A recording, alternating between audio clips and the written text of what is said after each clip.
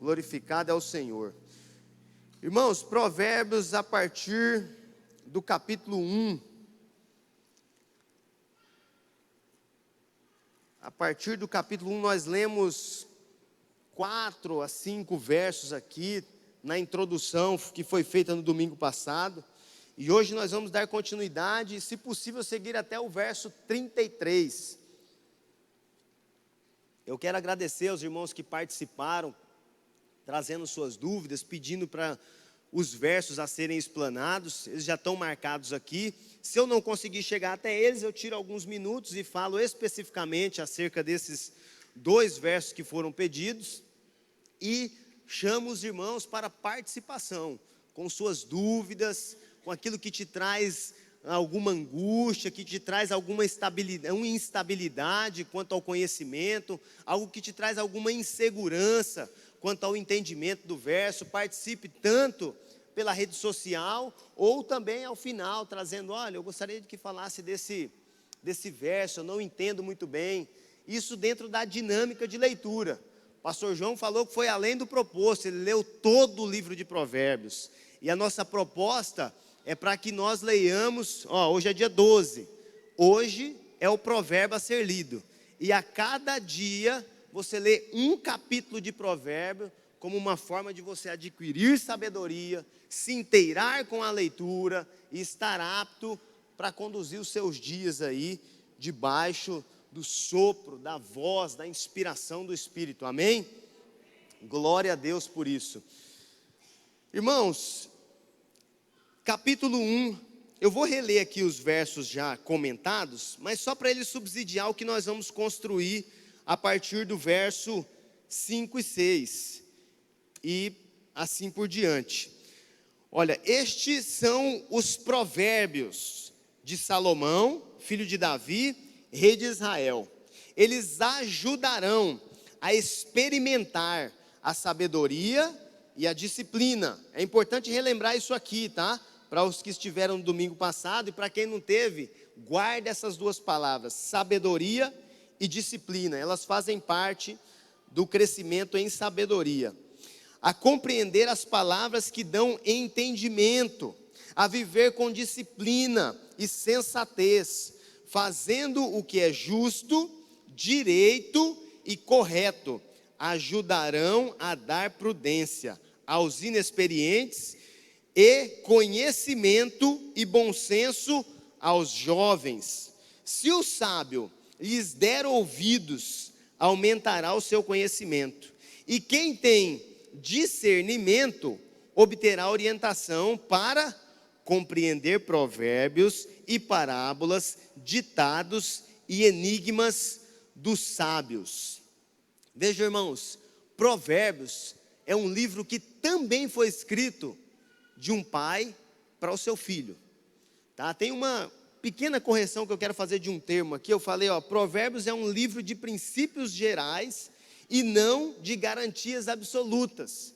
No domingo passado eu falei que não era de verdades absolutas. Isso pode trazer uma distorção da sua compreensão, porque a Bíblia é a verdade de Deus, e sim, ela é absoluta, mas os princípios e as garantias de Provérbios não são absolutos. E o que isso quer dizer? As garantias não são absolutas. O que não quer dizer que todo aquele que vem a cumprir fielmente esses propósitos vão ter obrigatoriamente ou necessariamente tudo em uma medida de abundância que a pessoa imagine a partir da sua própria compreensão de Provérbios.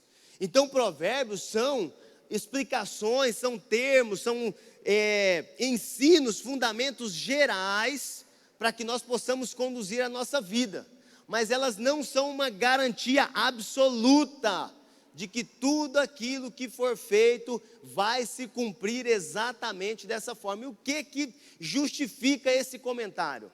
É justamente toda a dinâmica da vida particular de cada indivíduo, tá? Porque às vezes, olha só, abrindo já um parênteses desde o início para essa explicação, algumas pessoas trazem algumas reivindicações e trazem então parcela dos acontecidos, ou aquilo que a sua ótica, a sua visão, ela teve com relação à situação.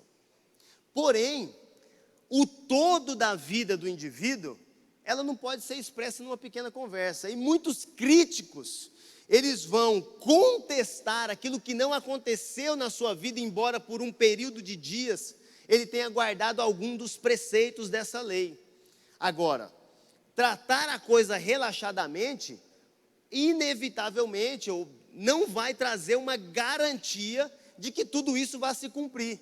Então, o que determina isso? A forma como o seu coração é exposto diante de Deus e a maneira como você se submete a tudo que por parte da palavra está proposto. Então vejam só, os deslizes, assim como os acertos, eles serão tratados nas medidas em que Provérbios estabelece, mas não podem representar garantias absolutas em função da forma como cada um na sua particularidade vive. Por isso que ao início eu destaquei aqui, sabedoria e disciplina.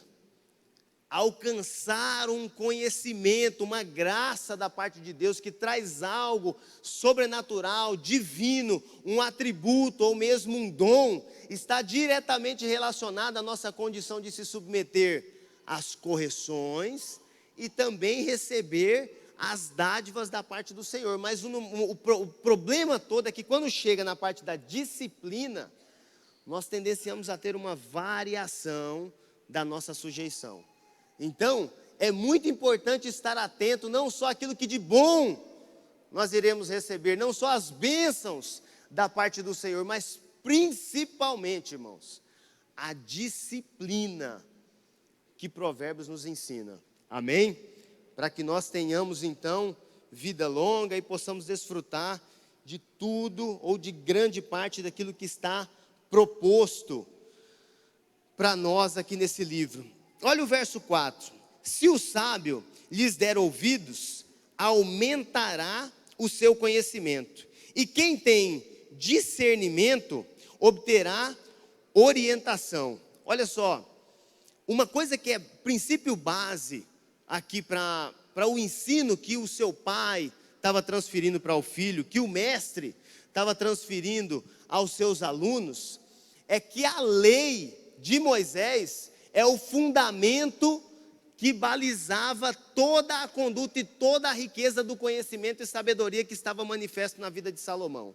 Então, diferente dos nossos dias, onde nós temos inúmeras propostas de ensino, inúmeras propostas de bases de conhecimento, nesse período, a base de todo o conhecimento, ele estava inicialmente, primordialmente, fundamentalmente, na lei de Deus. Por isso que o povo hebreu é tido como um povo particular, separado por Deus, da parte de Deus, porque tudo aquilo que vinha do Senhor para esse povo, estava debaixo de algo que o Senhor antes lhe propusera.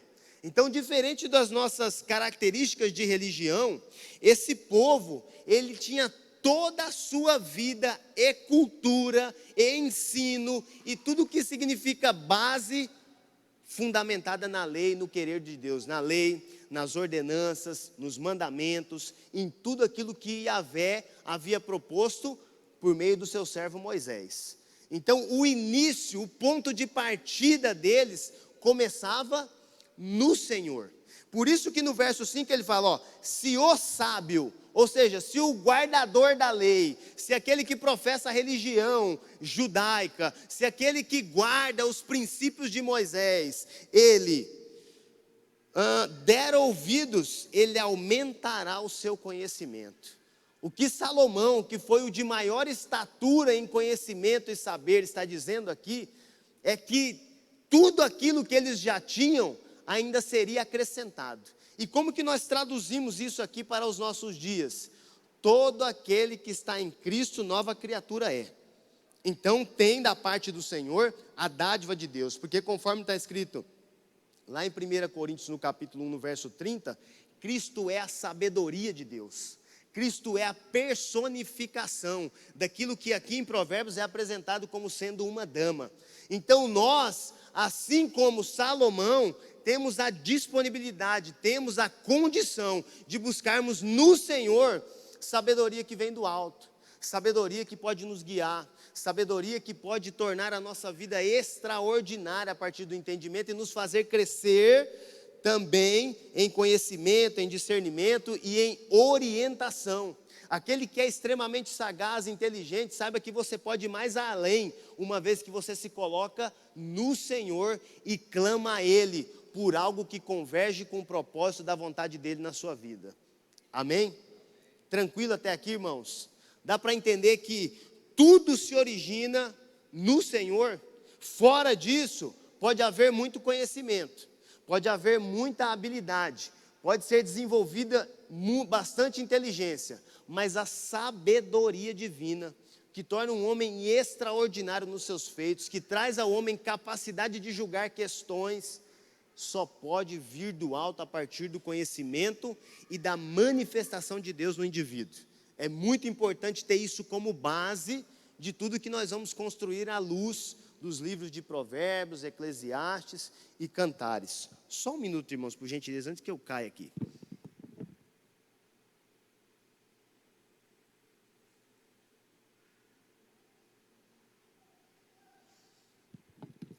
Fazer vergonha aqui não dá, né? Então, verso 6.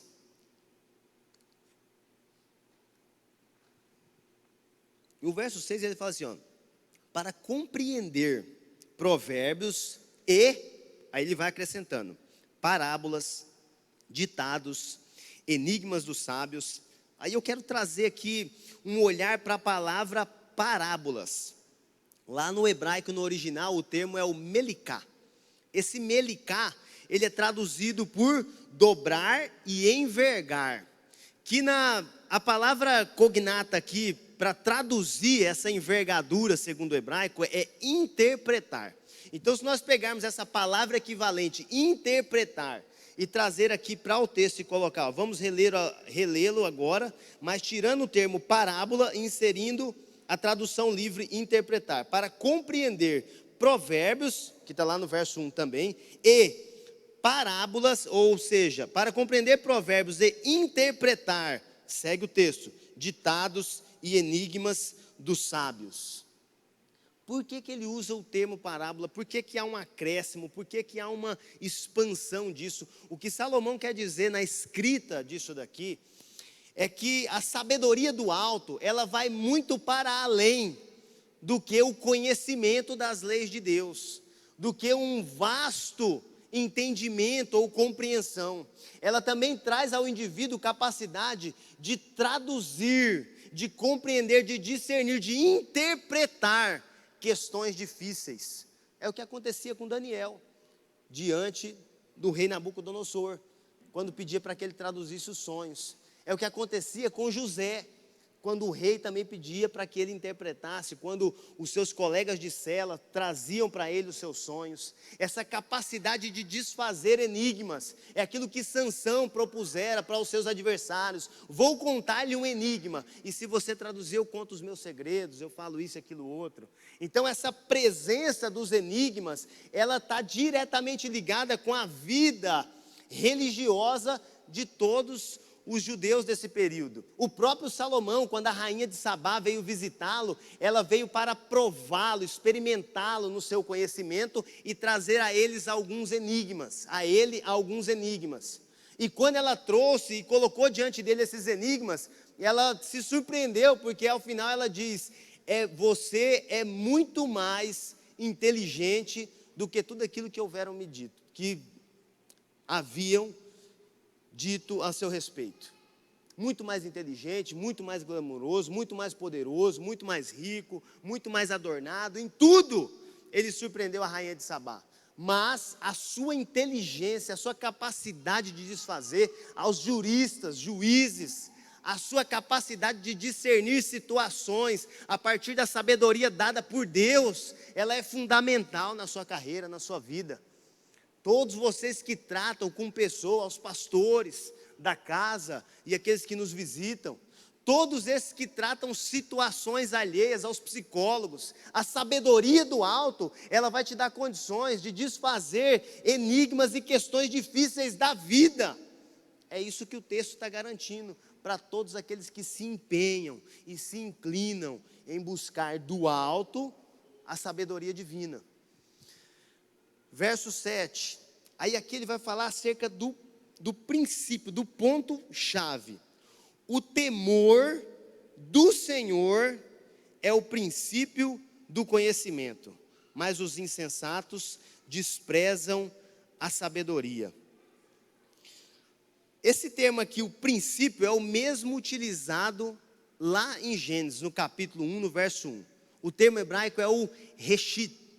Esse reshit, ele tem uma tradução que é parte seleta. Então, quando o texto vai falar aqui, o temor do Senhor é a parte seleta do conhecimento. Temer a Deus é a parte selecionada para todo indivíduo que quer ser inserido no conhecimento de Deus e das coisas do alto. O temor do Senhor, conhecê-lo e submeter-se a Ele, é o princípio, é a parte seleta que te insere ao conhecimento de todas as coisas do alto. Então, ninguém que venha a ser, que tenha comportamento de insubordinação, alguém que venha a ter um comportamento irreverente diante do Senhor, no sentido de ser desleixado, de ser relapso, de tratar de qualquer forma as coisas de Deus, ele não tem condições de se inserir, ou ser inserido, para conhecer as coisas do alto, para conhecer a sabedoria de Deus, porque essa é uma parte seleta. Essa é uma parte fundamental, primordial, separada para aqueles que temem ao Senhor, o princípio da sabedoria. Então, temer a Deus, para fazer parte seleta, é fundamental. Sem o temor, não tem condições. E por vezes, aí aqui eu abro um parênteses para uma breve aplicação, a falta de temor por maus comportamentos é o que define a igreja atual. Sabe que não vou falar de todas as formas, mas só que em muitas coisas trata as questões relaxadamente, sabe? Que isso pode variar desde pontualidade até questões mais graves, como nós vemos aí uma cerca de escândalos e que não convém ficar colocando nome, tratando situações, porque é chovendo molhado, é do conhecimento de todos. Escândalo é escândalo. Então a falta de temor, ela permite com que o indivíduo caminhe como se estivesse fazendo qualquer tipo de atividade. Mas um cristão genuíno, verdadeiro, ele é conhecido pelo zelo com que ele faz, com que ele executa todas as coisas. Olha só, no tempo da Reforma Protestante, os prestadores de serviço, eles eram muito conhecidos pela qualidade com que eles manuseavam as coisas. Por exemplo, um bom marceneiro, ele era conhecido, você quer saber se é um cristão que está fazendo essa mesa, essa cadeira aqui de madeira? Vira ela e olha por baixo, se ela estiver bem tratada embaixo, é porque é um cristão que está fazendo. Isso era uma forma deles marcarem a sua prestação de serviço a partir de algo inesperado, de um zelo para além do imaginável. Isso faz menção direta ao quê? O temor a Deus. Porque esse é um local pouco visto. Esse é um local que ninguém vai observar, mas um cristão genuíno, zeloso, temente a Deus, ele vai fazer tudo aquilo que está proposto com o máximo de zelo, superando a expectativa, ou quem sabe até aquilo que foi posto, que foi pedido para que ele fizesse. Tá? Eu não estou falando para que você seja um escravo de petições, não tem nada a ver com isso, irmãos. Eu estou falando de um zelo por aquilo que é feito, no sentido de atribuir uma marca aos seus feitos, como sendo alguém que teme a Deus, e por temer a Deus, serve ao próximo de todo o coração. Nenhum que anda sem o temor de Deus, ele terá o conhecimento, ou nem tampouco será inserido no princípio, na parte seleta do conhecimento. Tá? Mas os insensatos, eles desprezam a sabedoria e a disciplina. Só a disciplina é que pode nos aperfeiçoar na busca do conhecimento. Vejam bem, tem algo que por vezes se torna uma ilusão no nosso meio, que são esses excessos de orações de dispensação do Espírito, que trata o indivíduo como se ele não precisasse ter nenhum tipo de esforço. Olha, quando Salomão ele recebe todo o conhecimento da parte de Deus, nós vimos que ele, a partir desse conhecimento, dessa sabedoria, ele se esmerilhou e escreveu 3.000 provérbios. Ele escreveu também 1.005 cânticos. Ele descreveu acerca de todas as plantas, de todas as árvores, de todo tipo de vegetação do seu reino. Então era um cara que se inclinava de forma até fadigante a tudo aquilo que ele se propusera a fazer, excelente, acima da média. Então, se tem algo que vem para complementar, que vem a convergir com tudo aquilo que da parte de Deus está posto, proposto ou disposto para nós, é a disciplina que nos leva a nos esmerilharmos, a nos aperfeiçoarmos a partir de todo dom e talento que o Senhor nos atribuíra.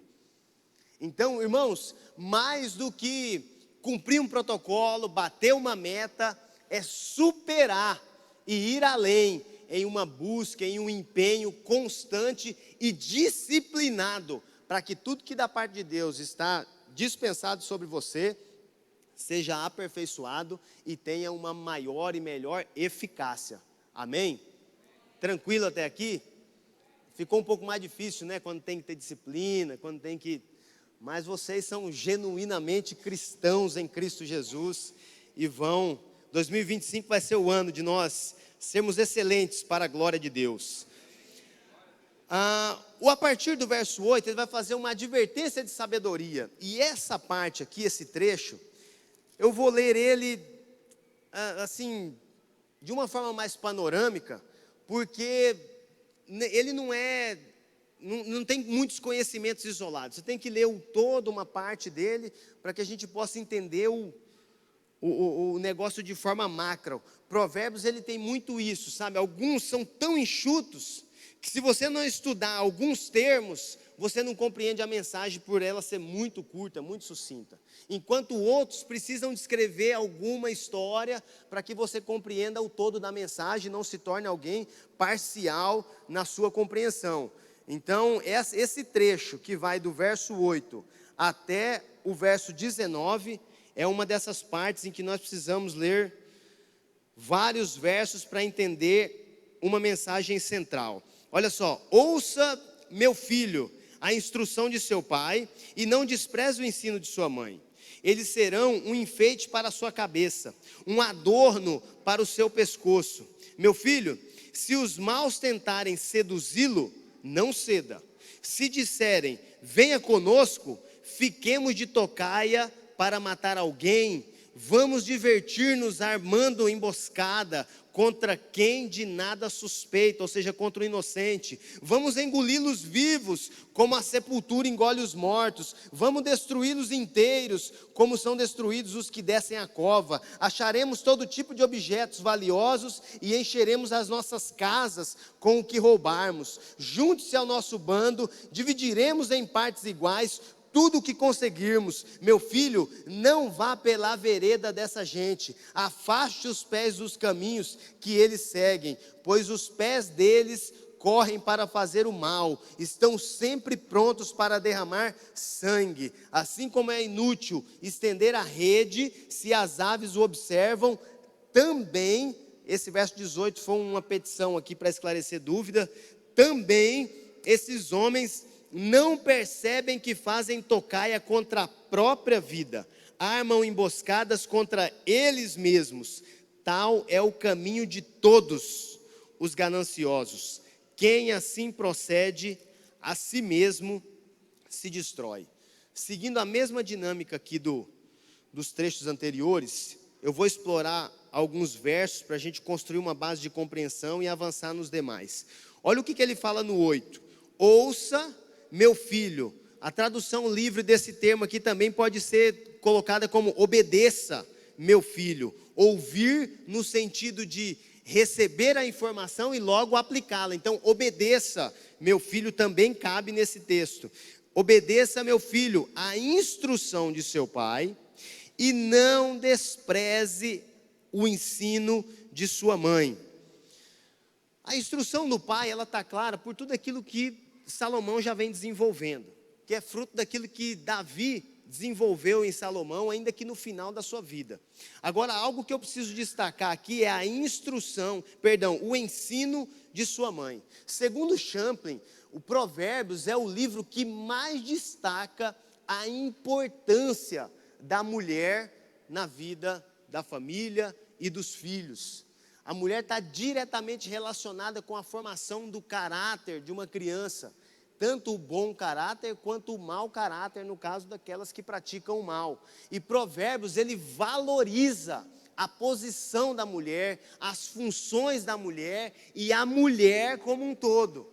Para aqueles que defendem que a Bíblia é machista, que, enfim, todos esses argumentos cansativos, aqui nós temos uma prova, e nós vamos caminhar em todo o livro percebendo que isso é uma realidade constante em Provérbios, onde o ensino de sua mãe, ele fala, olha, não despreze. Aí no verso 9, ele fala, eles serão um enfeite para o seu pescoço, para a sua cabeça, e um adorno para o seu pescoço. Vamos lá em Gênesis 41, no verso 42, só para nós entendermos qual que é essa proposta de adorno para o pescoço. 41 e 42 diz o seguinte, essa é a história de José no Egito. Em seguida, o faraó tirou do dedo o seu anel selo, e o colocou no dedo de José. Mandou vestir linho e colocou uma corrente de ouro em seu pescoço. Da mesma forma fez Belsazar com Daniel, quando ele traduziu um enigma. Ele deu a ele poder e autoridade a partir dessa gargantilha de ouro, que é a mesma que ele está simbolizando aqui, a partir daqueles que escutam a instrução do pai e o ensino da mãe, eles serão um enfeite para a sua cabeça, um adorno para o seu pescoço. E como nós somos seres que buscamos ver, apalpar, principalmente aquilo que é dito como sendo uma riqueza, aquilo que é dito como sendo uma beleza, ou um símbolo, essa não é a proposta aqui, não é algo visível, no sentido de que nós podemos contemplar e atestar qual que é o valor monetário disso. A riqueza, qual está sendo proposta aqui, é pelo comportamento, a conduta de um filho que obedece aos pais, de um filho que faz segundo o pai e a mãe lhes orientou. A sua posição, o seu comportamento, a sua conduta diante de Deus, sobretudo diante da sua família, em segundo, diante da sociedade, ela é algo que atribui a ele como indivíduo e aos seus uma coroa de glória, uma autoridade, um respeito. Como é maravilhoso você estar com alguém que tem educação, que tem condições e capacidade de servir, que tem disposição, que compreende para o que ele está se esmerilhando em conhecimento. Agora veja o que nós temos por vezes, alguns que adquirem posições, patentes, títulos, autoridade, poder, e a partir disso se fazem soberbos e irresponsáveis com tudo isso que está sobre ele. Então ele não tem essa coroa de glória, porque é alguém não generoso quanto ao tempo e a sabedoria, aliás, sabedoria não, a inteligência adquirida. Não faz jus a tudo aquilo que de maravilhoso e belo está inserido na sua capacidade de pensar, de gerir recursos de dados, tudo isso. Agora, aquele que ouve a instrução do pai e da mãe, aquele que se faz humilde, ele é também generoso, em especial com o seu tempo dedicado a outros. Sabe, é ter disposição, não para falar ou só se pronunciar, mas para ouvir. É ser nobre em tratar o coração, o sentimento, a emoção uns dos outros. Nisso aqui se configura uma igreja verdadeiramente do Senhor, aquele que tem disposição de tratar o coração do indivíduo como sendo um coração único, uma experiência única, um ser pessoalmente individual criado pelo Deus nosso Criador. Se essa disposição estiver nas células, se essa disposição estiver nos gabinetes, se essa disposição estiver durante os cultos, nas nossas conversações interpessoais, aqui nós vamos conhecer homens e mulheres generosos, homens e mulheres que têm essa gargantilha, que trazem esse investimento de poder, de autoridade, que simbolizam a disciplina e o ensino dado pela mãe e a instrução dada pelo pai. Então, ele está apelando para tudo isso, para direcionar os jovens naquilo que eles não devem fazer. Aí no verso 10 ele começa: olha, meu filho, se os maus tentarem seduzi-lo, não ceda. Se nós pegarmos, olha só, do verso 11 para frente, e só lermos aqui, ó. Se disserem, venha conosco, fiquemos de tocaia para matar alguém, vamos divertir-nos armando emboscada contra quem de nada suspeita. Se eu convidar aqui alguém vamos assassinar alguém ali, alguém vai? Então se eu ler o verso daqui para frente, eu vou entender só alguma coisa absurda sendo proposta. Mas quando eu volto o meu olhar, por isso a importância de ler o todo, eu volto o meu olhar para o 10 e falo, meu filho, se os maus tentarem seduzi-lo, toda sedução, ela se apresenta com uma roupagem que aparenta te dar maior prazer do que responsabilidades. Se nós observarmos o mundo do crime, a proporção com que ele tem ganhado em meio às esferas todas da sociedade, é só a partir de muita sedução para que pessoas se submetam a fazer tudo aquilo que eles fazem. E está diretamente associado a tudo aquilo que vai ser discorrido do verso 11 para frente. Quando nós olhamos pessoas tão jovens se inserindo nessa realidade, nesse contexto, quem está de fora e observa só o que eles estão cometendo, como os crimes que praticam, você fala, isso é um absurdo. Mas quando você começa a estudar e a ler algumas coisas e ver a maneira como eles se apresentam, a roupagem com que eles têm para poder convidar alguém ou responsabilizar alguém, ao ponto de coibir um jovem, um indivíduo a assassinar, a cometer diversos crimes, a sedução é grande, irmãos. A sedução que envolve grana, que envolve status, que envolve posição social, que envolve visibilidade, que envolve inserção em alguns meios, que envolve a capacidade de fala, e isso está muito explícito na rede social. Agora, Provérbios, ele nos ensina a única coisa que deve ser feita: não ceda. Não ceda. O não, o saber dizer não, o estar pronto para o não é fundamental para que não seja seduzido. E ainda que seja seduzido, não seja engolido por essas coisas. Quando você diz não, embora eu queira muito, embora eu deseje muito, não. Só que só vai ter a capacidade de dizer não aquele que compreende os propósitos do Senhor e porque ele adota esse não para rejeitar algo que parece ser tão agradável. O pecado se apresenta assim. É a maneira como a serpente propôs para Eva, fala, olha, se comeres desse fruto, você será como Deus, e terá o conhecimento do bem e do mal. E então ela foi seduzida pela vontade, pelo desejo de provar daquela fruta, e então ela percebeu que estava nua, junto com seu marido, e todo o desdobramento que você conhece de Gênesis. Então, antes de cometer um mal grave, o indivíduo ele é seduzido, ele é levado pela sua concupiscência dos olhos, a partir daquilo que ele deseja. Sabe aquele sonho material que você está disposto a fazer tudo por ele, para poder adquirir? Não ceda. Essa é a resposta de Provérbios, porque senão, como em tudo que ele diz aqui, olha no verso 12, vamos engoli-los vivos, como a sepultura engole os mortos, vamos destruí-los inteiros, como são destruídos os que descem a cova, acharemos todo tipo de objetos valiosos, e encheremos as nossas casas com os que roubarmos. Vejam que às vezes uma medida de desespero pode levar alguém a ser seduzido, sabe, é como aquele que prega um dinheiro emprestado no altíssimo juro com um agiota num momento de desespero. ou aquele que por querer proporcionar o melhor para a sua família, está inserido em um contexto onde as pessoas estão bem, porém esse não, se sente envergonhado, não confia, não teme a Deus o suficiente, e então ele se submete a algumas coisas que podem levá-lo ao mundo do crime, ou a partir de um flerte.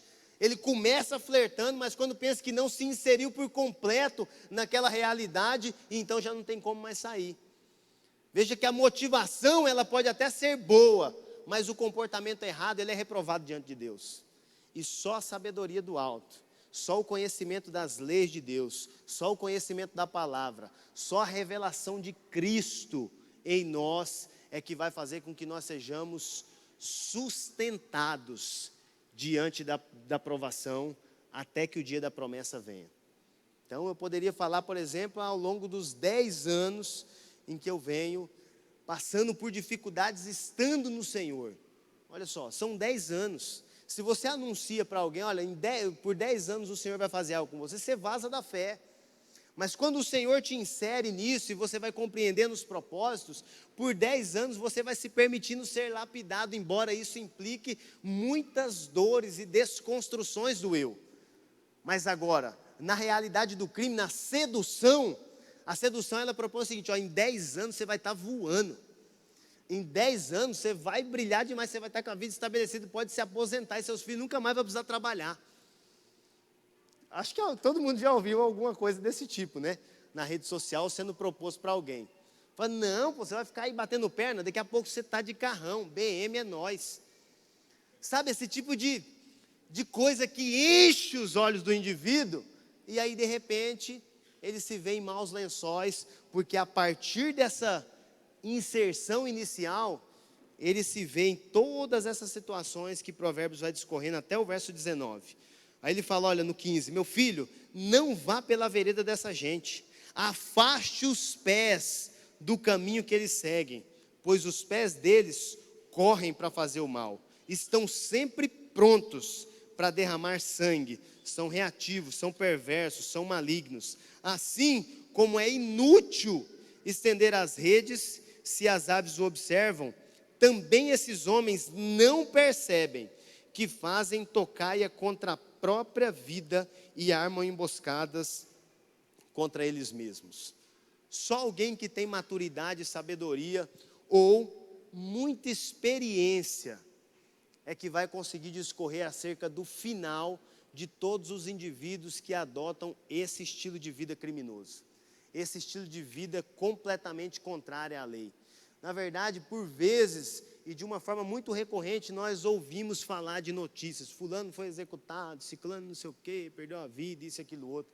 Esse é o resultado daqueles que têm disposição para derrubar sangue alheio. Então, respondendo o questionamento do verso 18, que fala, olha, também esses não percebem, esses quem? Esses maldosos, esses perversos, que eles fazem tocaia contra a própria vida, eles armam emboscada contra eles mesmos. Todos aqueles que intentam o mal, embora possam trazer prejuízos a alguém, em algum momento ele vai se ver em um prejuízo extremamente danoso e que diz respeito a armadilhas nas mesmas configurações em que ele se dispôs a colocar para os outros. Então, irmãos, se enveredar pelo caminho do mal é saber que está construindo a própria cova e uma hora será posto nela, sabendo que foi você mesmo quem a cavou. Então é se afastar do mal, se afastar da perversidade, apenas com um simples não ceda, conforme diz o verso 10. Grifa aí, ó, não ceda diante da proposta dos perversos.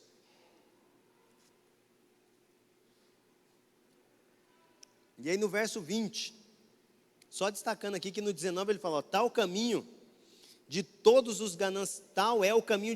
gananciosos, quem assim procede a si mesmo se destrói. Embora eu tenha citado uma questão grave envolvendo o mundo do crime, o texto ele deixa a coisa bem mais complexa, quando ele fala que todos os gananciosos, todos aqueles que têm sede absurda de conseguir algo ou de conquistar coisas, eles também estão sujeitos aos mesmos caminhos, que a si mesmo se destroem. Cuidado com as ganâncias, irmãos. convite à sabedoria. Aí a partir do verso 20 nós vamos tratar acerca da dama, sabedoria, e o convite constante que ela nos faz a dela adquirir toda a riqueza do alto.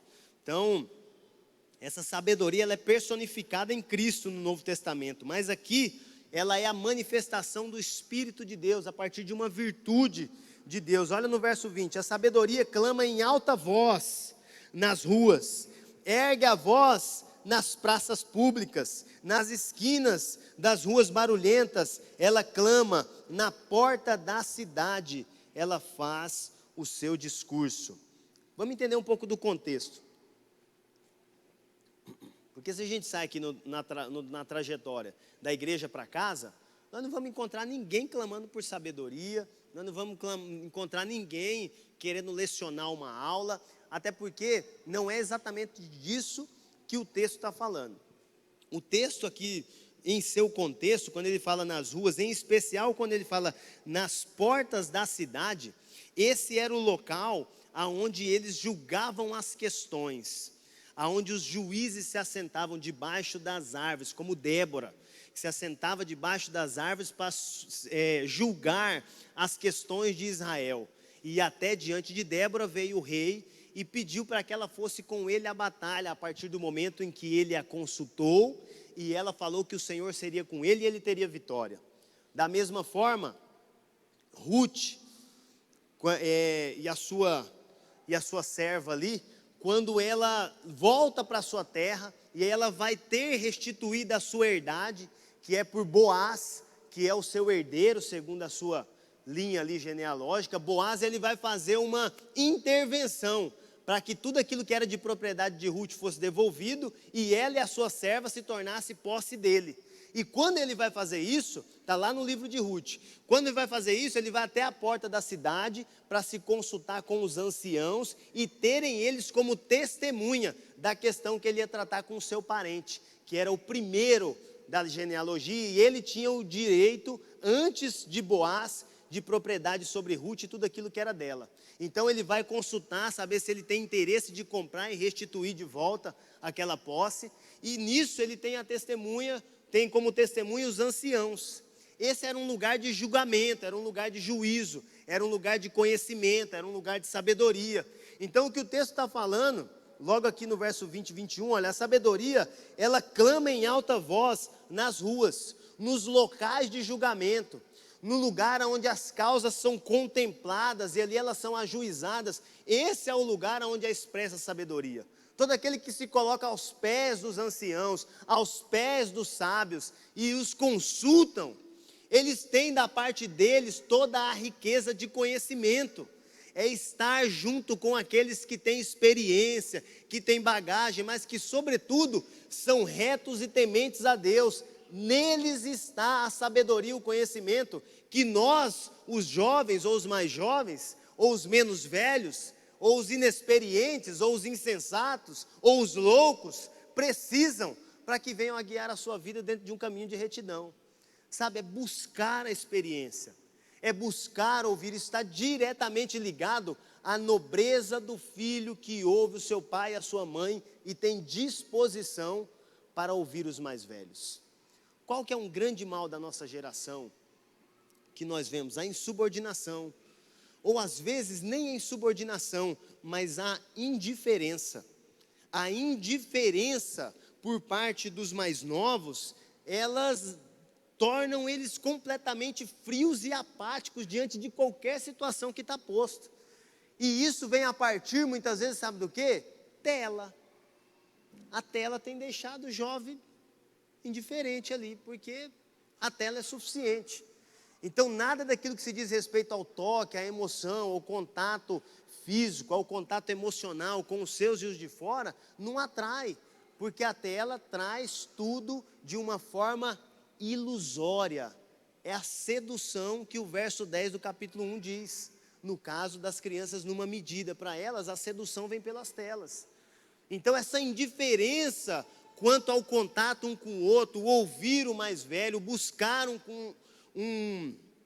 conselho, é algo que tem, de alguma forma, tornado os jovens indiferentes e não procuradores, não buscadores da sabedoria que clama.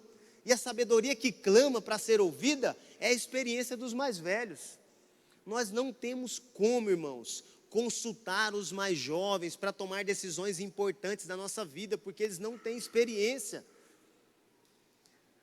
Os reis, na sequência da queda de Salomão, eles consultaram seus amigos e puseram eles como conselheiros. Imediatamente após Salomão foi feito isso. Ele destituiu todo o conselho dos anciãos e colocou todos os seus amigos. E foi fazer uma consulta: olha, estão pedindo para eu baixar o tributo, o que vocês acham que eu faço? Aí os mais jovens falaram: eleva o tributo e bota quente em cima deles para sustentar a posição do rei. Isso causou um grande alvoroço no meio do povo, e ele teve o seu reinado rejeitado. Enquanto os anciãos haviam dito: aproveita a oportunidade para que você estabeleça o seu trono e corta pela metade esse tributo aí. O povo vai achar graça em você, você vai trazer um benefício e vai sustentar o padrão de reino e estabelecer o seu trono para sempre.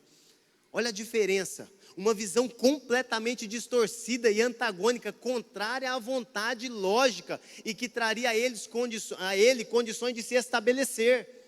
Essa é a diferença entre ouvir um jovem imediatista e um velho que tem a segurança do viver, tem a segurança de toda a experiência adquirida. Muito obrigado pela sua amizade, Sr. Alaor. Glória a Deus pelo Senhor. Sabe, é a oportunidade de estar com quem tem sabedoria, e ouvir, e adquirir, e extrair, até o ponto de alcançar uma medida que te traga a condição de caminhar de forma reta. Não só diante do Senhor, não só diante dos homens, mas diante da sua própria consciência. 10 minutos. Vamos avançar mais um pouquinho aqui, logo eu encerro, irmãos. Até quando vocês, inexperientes, irão contentar-se com a sua inexperiência? Vocês, zombadores, até quando terão prazer na zombaria? E vocês, tolos, até quando desprezarão o conhecimento? Olha, inexperientes, zombadores e os tolos. E o que eu destaco aqui é o inexperiente. Embora o inexperiente faça uma menção direta a adolescente, eu não estou aqui para criticar adolescente, mas a partir da estatura de um adolescente, é entender o que o texto está propondo. Alguns são adolescentes espirituais. E o que é um adolescente? Ele está numa fase de transição. Ele era uma criança e ele tinha uma série de limitações, mas começa a observar o mundo jovem, o mundo adulto, e começa a desejar ou ser seduzido por aquilo que uma realidade de jovem e adulto pode proporcionar a ele. Então logo ele tem interesse por tirar a habilitação, por ter um celular próprio, por ir trabalhar, por poder sair com os amigos, por poder pagar suas próprias coisas. Mas a questão toda é que o adolescente, ele não tem a maturidade suficiente para poder ser inserido diretamente nessa realidade do adulto. Então ele está transicionando, ele precisa mais do que nunca de um monitoramento, e não só o monitoramento, mas o conselho, a presença dos mais velhos, daqueles que podem acrescentar a ele sabedoria. Ponto. Encerro esse comentário acerca da fase adolescente. Agora, como que eu aplico isso aqui? Existem os adolescentes espirituais, novo na fé, está cheio de Deus, está rodando no poder, está lançando palavra, está lendo o texto, está compreendendo, está tendo revelação do Senhor, mas tem pouca experiência. E aí, tudo aquilo que tem, acredita que pode chegar e lançar de qualquer jeito, porque sabe demais. E essa adolescência, essa imaturidade espiritual, ela pode representar um grande ou grave dano para aqueles que recebem, mas também para aquele que está nessa prática. E vejam que o adolescente espiritual não é alguém que é novo convertido, não. Pode ser alguém que tem anos de casa, mas que não se empenhou em buscar o Senhor e ter ainda mais conhecimento sobre o sábio. É o que ele fala lá, que nós lemos lá no início, versos 5 e 6, verso 6 mais precisamente. Então, se empenhar, se esmerilhar em conhecimento, em saber diante do Senhor, é sair, é passar, é ultrapassar uma fase de adolescência espiritual. E não sermos mais esses meninos levados por qualquer situação ou movimento, mas termos uma fundamentação, uma base, um pilar de fé, que não só nos permite cometer excessos, mas também não nos permite ficar parados, apáticos, indiferentes. A coisa está acontecendo, mas não. Aquele que tem pouco, mas se considera maduro demais, ao ponto de não querer se mover. Não, eu prefiro não me misturar, porque não sei se é de Deus. Sabe, a maturidade, ela vai trazer equilíbrio, e o equilíbrio, ele vai te mostrar o momento certo, exato, a situação onde você deve se inserir e aonde você deve recuar. É sempre uma posição de equilíbrio. A sabedoria, a sensatez, ela vai sempre trazer essa condição ao indivíduo. Qual que é a hora certa? Qual que é o momento? Qual que é o time? Qual que é o momento em que o Senhor falou e o que falou? Então eu lanço. E o que o Senhor trouxe para mim de forma particular é meu, maravilhoso, da parte do meu Pai, para o seu filho, que sou eu, e esse é só para mim, eu guardo. Tem coisas que são da parte do Senhor particular para cada um de nós, irmãos. Amém? Glória a Deus. Então, 6 minutos para nós finalizarmos aqui. Nesse verso 22 ele destaca os inexperientes, falou dos zombadores e também dos tolos. E os tolos são aqueles que desprezam ou desprezarão o conhecimento. Esse não quer saber de forma nenhuma. Esse é aquele em quem você insiste, e ele da mesma forma insiste em rejeitar, insiste em não querer. Dá um tempo. Às vezes o que a pessoa precisa é um tempo, mas às vezes nem o tempo vai fazer isso por ele. Por quê? Pode ser alguém configurado como tolo. Verso 23, se acatarem a minha repreensão, eu lhes darei um espírito de sabedoria, e lhes revelarei os meus pensamentos. Vocês, porém, rejeitaram o meu convite, ninguém se importou quando estendi minha mão, visto que desprezaram totalmente o meu conselho, e não quiseram aceitar a minha repreensão. Verso 26 foi um verso pedido para esclarecer.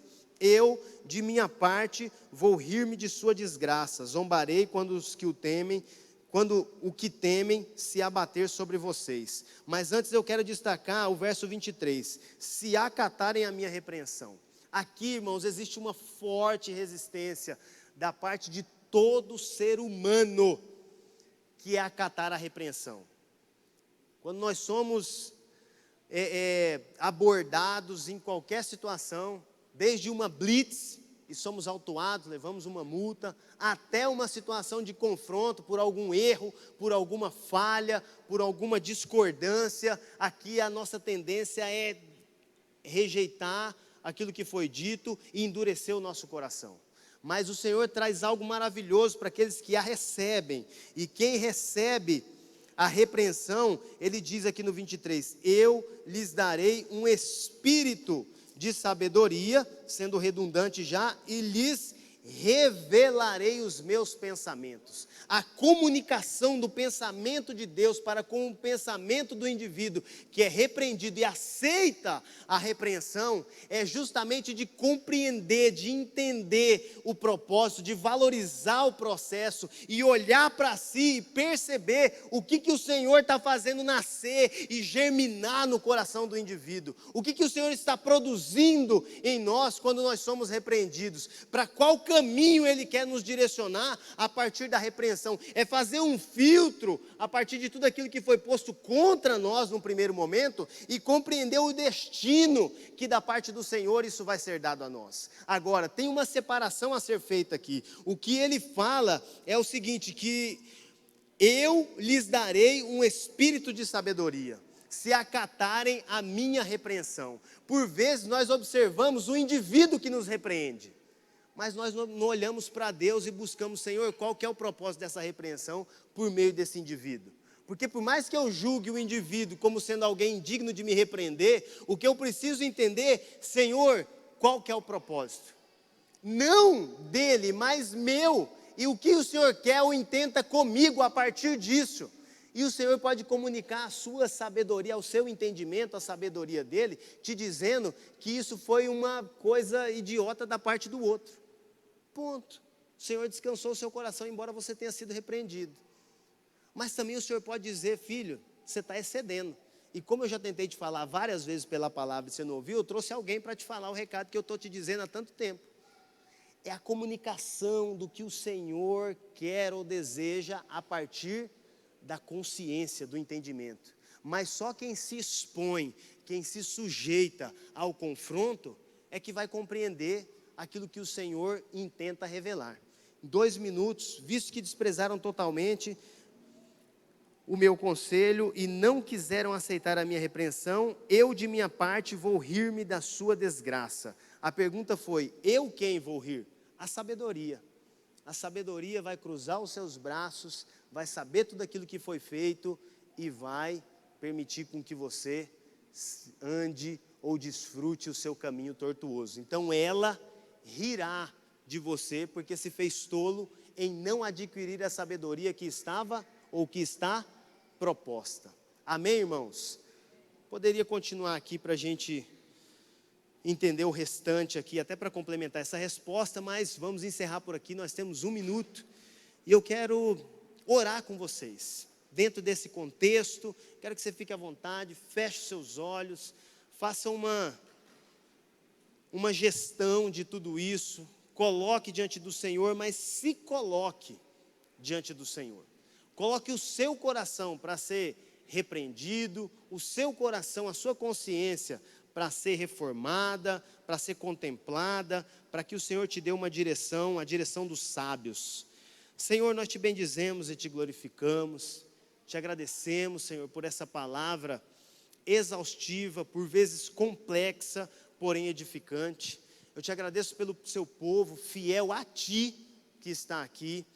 E o meu pedido, o meu clamor é junto com eles, Pai, que o Senhor nos conceda sabedoria do alto, que o Senhor nos conceda revelação divina, que o Senhor nos conceda capacidade de desfazer enigmas, em especial no campo dos relacionamentos. Nos permita discernir, Senhor, quem são os maus que intentam contra nós, mas principalmente, Senhor, saber quem são os bons que estão ao nosso lado, para que nós possamos valorizá-los, para que nós possamos andar com eles, para que nós possamos colocá-los na posição devida, para que nós venhamos a prepará-los, aperfeiçoá-los, na medida em que nós somos aperfeiçoados e preparados pelo Senhor. Nos ensina a conhecer e reconhecer aqueles que são bons, aqueles que são de coração sincero, para que nós de maneira nenhuma não venhamos a desperdiçar os tesouros que o Senhor tem posto ao nosso lado. Em nome de Jesus, Senhor, muito mais do que aqueles que trazem más notícias, que aqueles que nos trazem as boas novas